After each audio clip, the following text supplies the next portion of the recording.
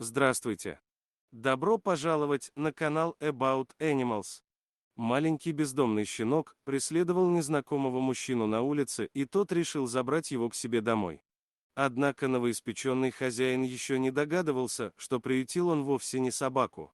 Когда Стэнли возвращался домой из магазина, проходя мимо парка, за ним увязался маленький щенок. Мужчина его сразу заметил. Этот малыш, щенок, бежал и пытался понюхать содержимое пакета. Стэнли понял, что питомец голоден, и остановился, чтобы его покормить. Стэнли достал несколько ломтиков бекона и угостил маленького преследователя. Щенок с большим удовольствием съел угощение. Но ему, вероятно, этого было мало, поэтому щенок, недолго думая, продолжил свой путь за незнакомцем. Щенок следовал по пятам за Стэнли, не отставая.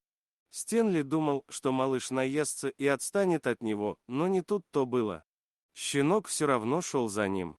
Увидев такое упорство и наглость характера, мужчине ничего не оставалось, как просто взять и забрать щенка к себе. Стэнли посчитал, что если щенок сам именно его выбрал на роль любимого хозяина, то так тому и быть.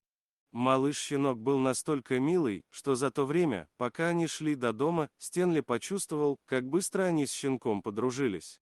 Подойдя к дому, Стэнли дружелюбно открыл калитку своего дома и впустил Ричи, так позже он назвал щенка. Ричи радостно забежал на лужайку, сел возле крыльца дома и стал вилять хвостиком, показывая таким образом, как он рад и счастлив. Так у мужчины появился домашний питомец, который сам выбрал себе хозяина. Прошло несколько месяцев, с тех пор, как Ричи жил в Айстенли. Сначала все было хорошо. Щенок был таким, как и все остальные щенки. Ричи, как и остальные, играл с игрушками, бегал часами напролет, проявлял интерес к окружающему миру. Но, когда Ричи исполнилось примерно полгода, он стал гиперактивным, на прогулках его невозможно было удержать на поводке, а по отношению к другим собакам он проявлял нехарактерную агрессию. Отказывался есть корм. Такое поведение не на шутку стало тревожить Стэнли. И он отвез Ричи к ветеринару, где все в итоге и выяснилось.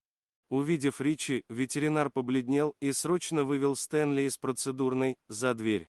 Там он сказал, что мужчина приютил вовсе не дворовую собаку, а самого настоящего дикого зверя – волка.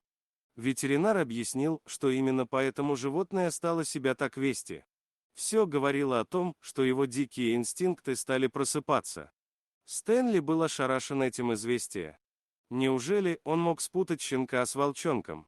Однако ветеринар сказал, что маленькие волчата такие же, как и щенки, и что на вид они практически все одинаковые. Особенно, если сравнивать с бесподобными собаками.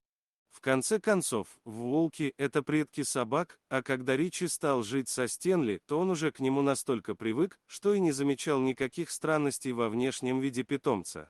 К сожалению, оставить дома дикого зверя было нельзя.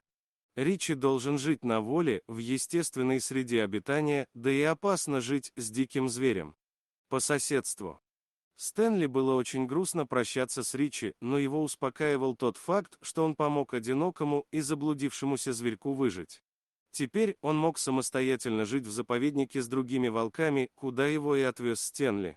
Спасибо за просмотр. Подписывайтесь на канал, где вы найдете еще много интересного, а также ставьте лайки и пишите комментарии, что думаете насчет этой истории.